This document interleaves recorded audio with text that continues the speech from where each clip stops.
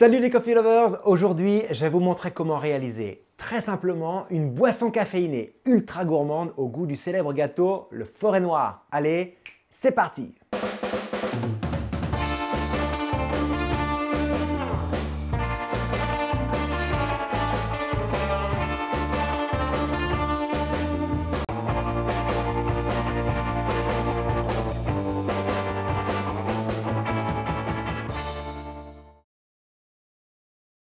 Soyez les bienvenus dans ce nouvel épisode de notre saga à la découverte du café. Chaque mois, je vous présente un torréfacteur français, l'un de ces cafés, et je vous donne tous mes secrets pour bien extraire votre café à la maison, que ce soit en méthode manuelle, automatique ou en slow coffee. Et aujourd'hui, nous allons réaliser un latte macchiato au goût de Forêt Noire. Vous savez, ce gâteau au biscuit au chocolat à la texture très rebondissante, garni de cerises confites et surmonté d'une chantilly aérienne. Un vrai délice. Et restez bien jusqu'à la fin de la vidéo car je répondrai à la question d'un internaute qui me demande l'avantage de l'expresso broyer Maestosa comparé au modèle Dinamica. Mais avant, voici comment faire un latte macchiato Forêt Noire.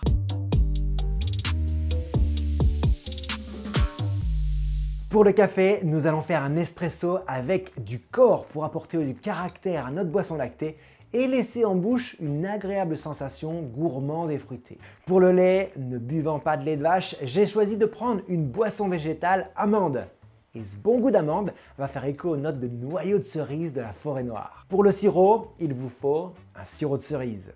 Pour la chantilly, je vous recommande de faire une bonne chantilly maison sans sucre ajouté. Et pour la garniche, du cacao en poudre, non sucré, et un carré de votre chocolat préféré. Attention, j'ai dit un carré. Ne mangez pas toute la plaquette. Allez, comment fait-on ce cocktail? Voici le pas à pas.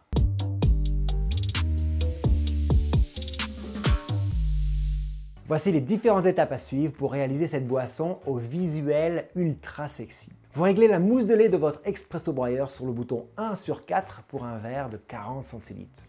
Vous appuyez sur le bouton d'onctuosité de la mousse de lait sur la position maximale pour obtenir une mousse épaisse.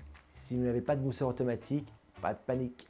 Je vous explique comment faire très simplement une mousse de lait à la maison sans machine particulière dans cette vidéo. Vous positionnez votre verre et la buse et vous appuyez sur le bouton mousse de lait. Vous versez ensuite le sirop de cerise sur votre mousse de lait.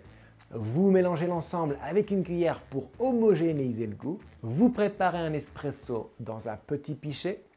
Ensuite, vous le versez délicatement sur la mousse de lait, ce qui aura pour effet de créer différents étages dans votre verre. Vous complétez votre verre avec votre chantilly. Attention, petite technique de pro. Partez toujours de l'extérieur vers l'intérieur afin que votre chantilly ne déborde pas de partout. Le visuel n'en sera que plus étonnant.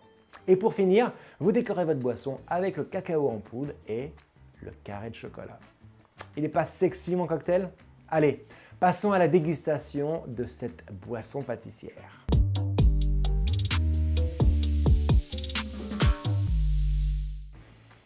Bon, au niveau olfactif, forcément, j'ai la chantilly et le chocolat.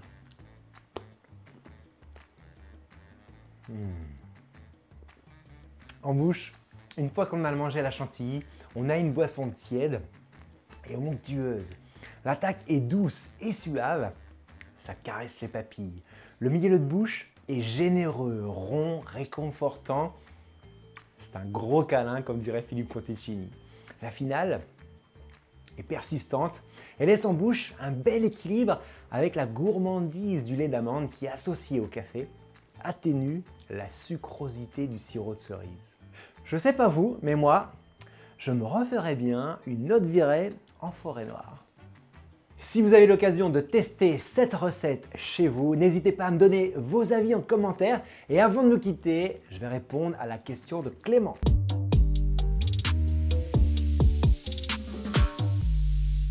Déjà, le modèle Maestosa, c'est la version haut de gamme chez De'Longhi. La Dinamica est plus sur le milieu de gamme. La Maestosa a un look plus luxueux, plus moderne, ce qui je trouve est parfait si tu veux une machine dans un bureau pour recevoir tes clients. En dehors de son aspect, ce modèle te permettra de faire énormément de boissons en un clic ou presque, avec plus de 20 recettes différentes préenregistrées dans la machine comparé aux 12 recettes enregistrées dans la Dynamica. Ces avantages sont sur le réservoir de plus grande capacité et ces nouveaux éléments qui facilitent l'opérationnel comme la trappe pour ajouter de l'eau en cours d'extraction ou celle pour ajouter du lait. Mais ce qui est le plus intéressant selon moi dans ce modèle, c'est son double bac à grains de 2 fois 300 grammes et son double moulin. Et la contenance des bacs est idéale pour des sachets de 250 grammes, pour les sachets de 250 grammes de ton torréfacteur. Et le double bac à grains te permet d'avoir 2 cafés différents dans ta machine. Un déca et un café par exemple, ou encore un blend pour les boissons lactées et une pure origine pour ton espresso du matin. Par contre, à mon sens, ce n'est pas une machine adaptée aux coffee lovers qui veulent changer de café chaque semaine, car pour bien régler la machine en fonction de son café, il faut passer pas mal d'espresso. En fait, la machine t'accompagne dans tes choix de réglage, ça c'est plutôt cool, mais par contre il faut compter 4-5 shots avant que le moulin électronique ne valide ton nouveau réglage pour ensuite passer à un réglage suivant et ensuite tu recommences si ce réglage ne te plaît pas. Mais bon, hormis ce petit point noir, je trouve que c'est une super machine car elle est capable de te faire aussi bien un espresso que 2 cappuccinos en même temps ou un latte macchiato en passant par le café frappé grâce à ces différents accessoires. Donc clairement, c'est une machine qui est destinée à ceux qui veulent avoir un coffee shop à la maison. J'espère que j'ai répondu à ta question et si vous aussi vous en avez, n'hésitez pas à me les laisser en commentaire. J'y répondrai dans une prochaine vidéo. Je vous souhaite à tous d'excellents moments café. Ciao!